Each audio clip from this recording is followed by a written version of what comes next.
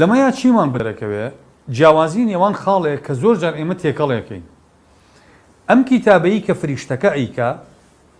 ئەم کیتابەیە بۆ لای خوا خۆیەتی یعنی کە خوای پەروەردگار ئەمر بەم فریشتەیە ئەکا کە ئەینووسێ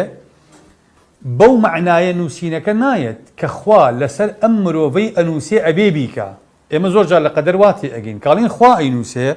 وا ئەزانین خوا فەرزی ئەکا لەسەر ئینسانەکە ئەبێ ئەمە بکە ئەگەر فەرزی بکردایە خوا ئەو کاتە ئەم دنیا و ئیمتیحان و ناردنی پێغەمبەر و پەیام و بەهەشت و جەهەنەمە هەمووی بێهودە بوو هەمووی بێمانا بوو چونکە خوا خۆی ئیجباری ئینسانەکە لەسەر کردەوەیەک دوایش محاسبەی ئەکا ئەمە لەگەڵ عەدلی خوانێک ناکاتەوە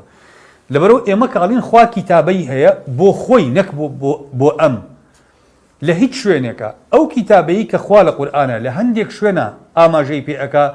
ئەو کیتابەیانە پەیوەستن بە ئیرادە شەرعیەکەی خوا و نەک ئیرادە کەونیەکەی خوا بۆ نمونە کافەرمێ کوتیبە عەلەیکوم الصیام ئەمە لە بابی داواکردنە نەک ئیجبارێکی قەهری کوتیبە عەلەیکوم القیتال ئەمە لە بابی داواکردنێکی شەرعیە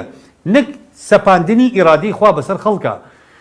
ئەم کیتابەی کە خوا لە هەندێک ئاەتە لە قورئانە بۆ ئەحکامە شەرعیەکان بەکاری دێنێ لەو کیتابەیە جایە کە لە بابی قەدەرە لە حەدیثەکانی پێغەمبەرا وارد بووە ئەو کیتابەی خوا لە بابی قەدەریکە کیتابێکە بۆ تەوثیق خوا لای خۆی ئەیکا